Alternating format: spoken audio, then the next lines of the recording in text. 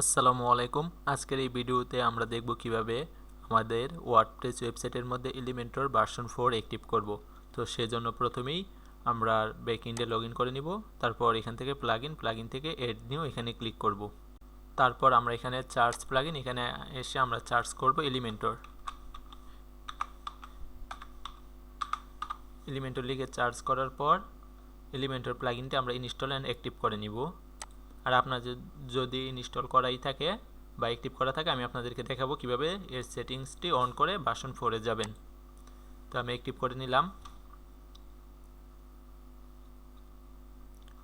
তো অ্যাক্টিভ করে নেওয়ার পর আমাকে অ্যাকাউন্ট লগইন করার জন্য বলবে। আমি অ্যাকাউন্ট লগইন করব না, এই জন্য এটা ক্লোজ করে দিতেছি। ক্লোজ করে দেওয়ার পরে স্ক্রিন অপশন থেকে আমি এটাকে অফ করে দিই, আমার সামনে যাতে কোনো পপআপ শো না করে। তারপর আমরা এখান থেকে এলিমেন্টর থেকে এডিটর থেকে টুলস এখানে ক্লিক করব। আমি আবারও বলি, এলিমেন্টরে আসব, তারপর এখান থেকে এডিটর থেকে টুলস এখানে ক্লিক করব। ক্লিক করার পর আমাদের সামনে এরকম একটি অপশন শো করবে। এখান থেকে ভার্সন কন্ট্রোল আছে উপরে, এখানে ক্লিক করব। ক্লিক করার পর নিচে শো করতেছে বেটা টেস্টার, এটা ডিজেবল আছে, এটা আমরা এনেবল করে দিব।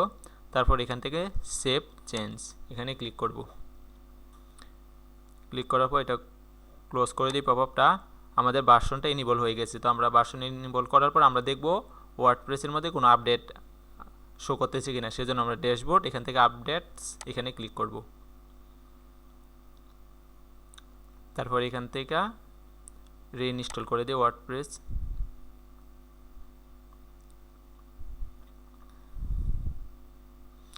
ওয়ার্ডপ্রেসটি রিইনস্টল করার দেওয়ার পরে আমরা দেখব প্লাগইনে কোনো আপডেট শো করতেছে কিনা।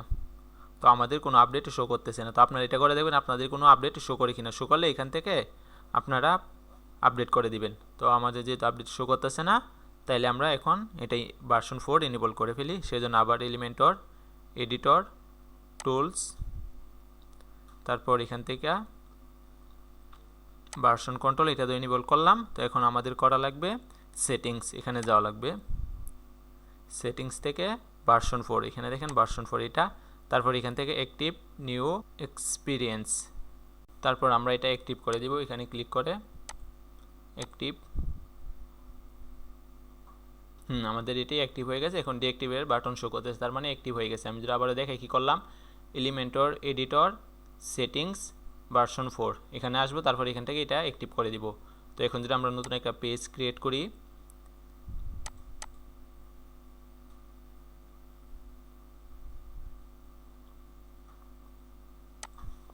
এখানে হোম নামে একটা পেজ ক্রিয়েট করি,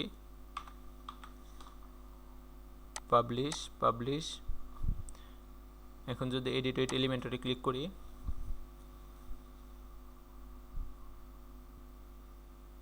তারপর এখান থেকে পপআপটা ক্লোজ করে দেই। তারপর দেখেন এখানে আমাদের ভার্সন 4 এর উইজেটগুলো শো করতেছে। তো আপনারা এভাবে খুব সহজে এলিমেন্টর ভার্সন 4 অ্যাক্টিভ করতে পারবেন।